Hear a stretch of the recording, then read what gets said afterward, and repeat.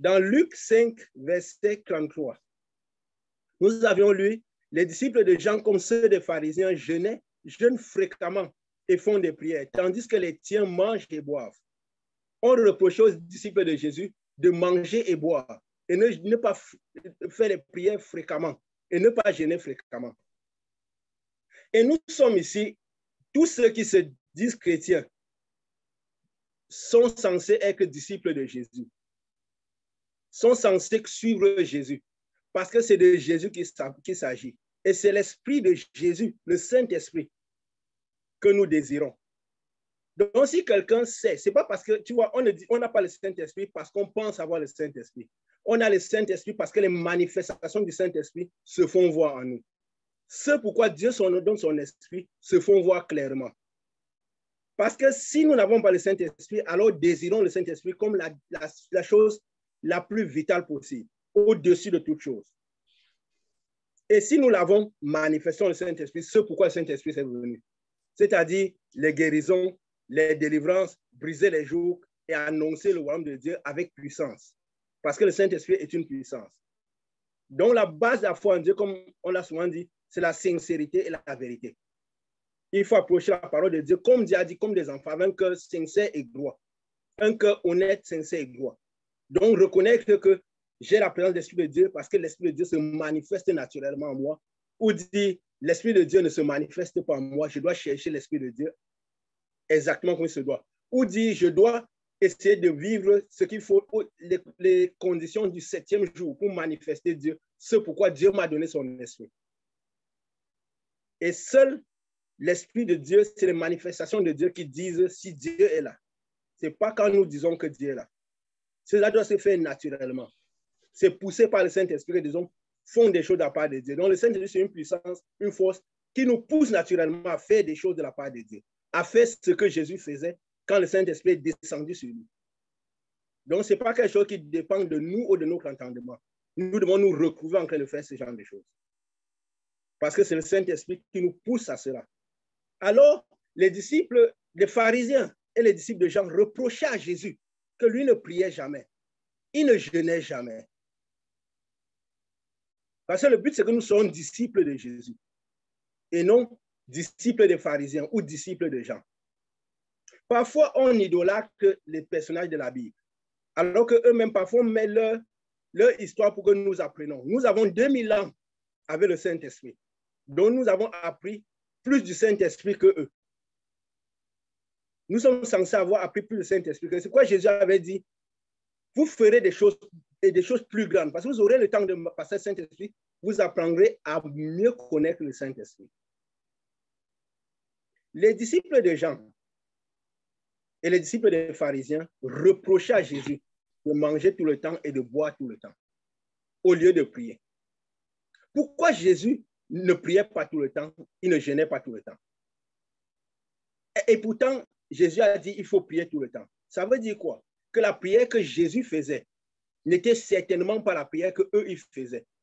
L'entendement que Jésus avait du jeûne et de la prière n'était pas exactement ce qu'eux, ils entendaient du jeûne et de la prière. Quand Jésus partit, il a dit, quand le Fils de l'homme viendra, trouverai-je encore la foi sur terre?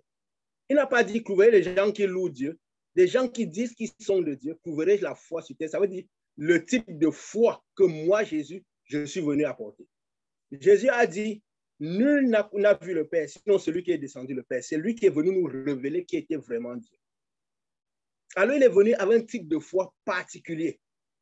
Nous devons nous poser la question si nous voulons suivre la foi de Jésus ou la foi des pharisiens. Si nous sommes disciples de Jésus ou disciples des pharisiens. Parce que les pharisiens, ils jeûnaient beaucoup. Ils priaient beaucoup. Mais à leur manière comme ils voulaient eux. Ils avaient des heures pour prier. Mais Jésus, il avait les mains pour manger, ils avaient des bonnes habitudes qu'ils attribuaient à Dieu. Mais Jésus ne faisait pas tout ça. Et pourtant, Jésus est venu, veut que nous soyons ses disciples et que nous faisons ses disciples, du monde de ses disciples.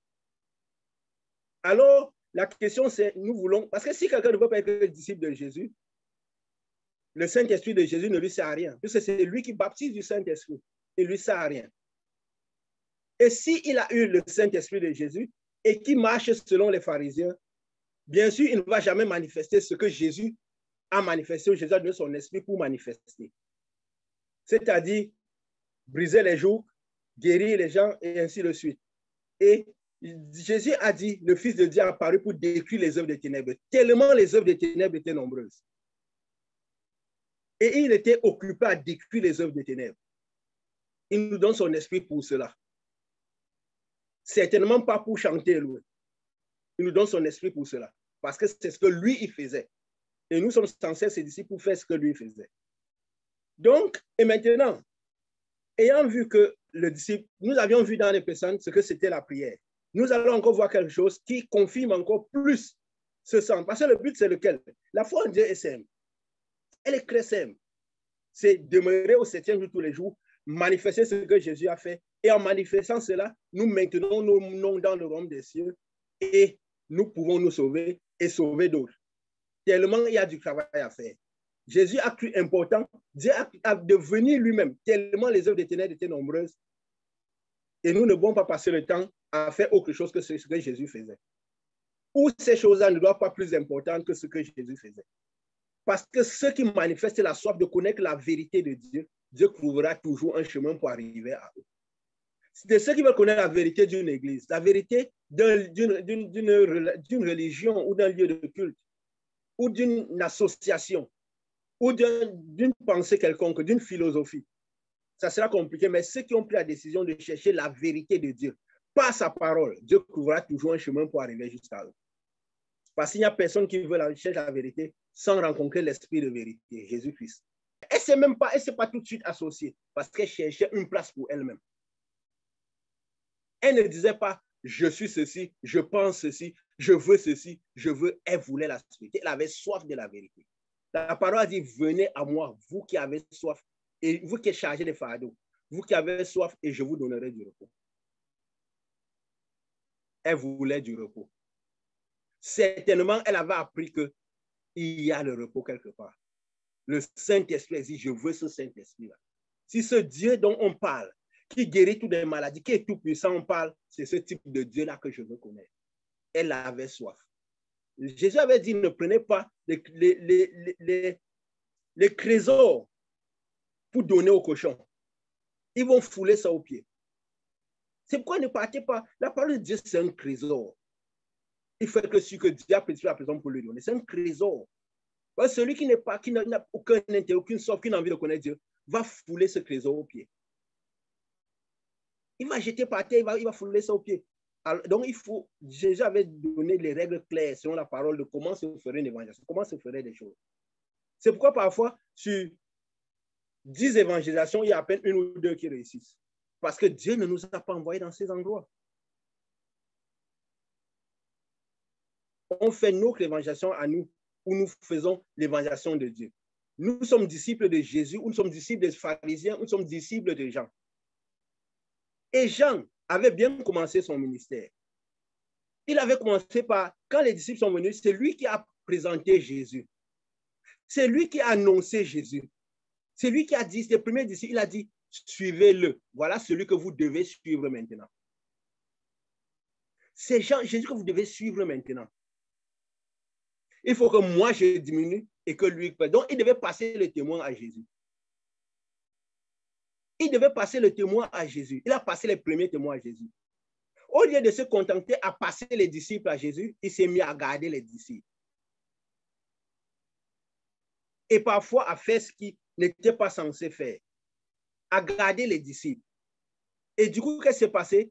Il s'est mis à faire le même culte que les pharisiens faisaient avec ses disciples. Il mangeait, il jeûnait tout le temps, il buvait tout le temps. Ils sont mis à reprocher les disciples de Jésus. Au point où il s'est retrouvé en prison, il s'est mis à douter de Jésus que lui-même a annoncé. Quand la difficulté s'est présentée, c'est ça où c'est dangereux de ne pas être disciple de Jésus et de ne pas recevoir le Saint-Esprit de Jésus. Parce que quand la difficulté va arriver, on va faiblir. On va commencer par douter de Jésus, renier Jésus. Parce qu'on n'aura pas la force de Jésus à l'intérieur de nous. C'est dans le feu que l'or est pur. Et le Saint-Esprit amènera dans les déserts pour tester qui nous sommes. C'est pourquoi parfois on peut être là, Dieu, à un moment, on perd la foi, on n'arrive pas à confesser Dieu. Le diable nous accuse dans les maladies qu'on a parce qu'on ne reçoit pas ce que Dieu est censé, le Saint-Esprit est censé nous donner. Le diable prend l'avantage sur nous et nous ferme la bouche. Jean-Baptiste a annoncé Jésus. Il a témoigné Jésus avec force. Après, il a finalement envoyé des disciples qui étaient restés à lui demander à Jésus, es-tu celui qu'on attend ou es-tu celui qu'on attendait ou devons-nous attendre quelqu'un d'autre? Le fait de commencer par faire son œuvre à soi, au lieu de faire l'œuvre de Jésus, l'œuvre pour laquelle Dieu t'a institué, il a douté de Jésus. Pourquoi? Parce qu'il a fini par ne plus reconnaître Jésus, attendre de Jésus ce que Jésus n'avait pas promis. C'est comme ça que beaucoup de gens attendent de ce que Jésus n'a pas promis. La parole dit, il n'est pas bon de prendre la nourriture des enfants pour les donner aux petits chiens. Donc, pour prêter à la nourriture des enfants, il faut d'abord être enfant. Ça veut dire quoi? La parole dit, celui qui n'a pas mon esprit ne m'appartient pas. On peut recevoir des choses de notre propre force, on les attribue à Dieu, mais ça ne veut pas dire que Dieu nous a donné. Quand Dieu nous donne, comme on a enseigné, le sens de l'abondance doit être dedans.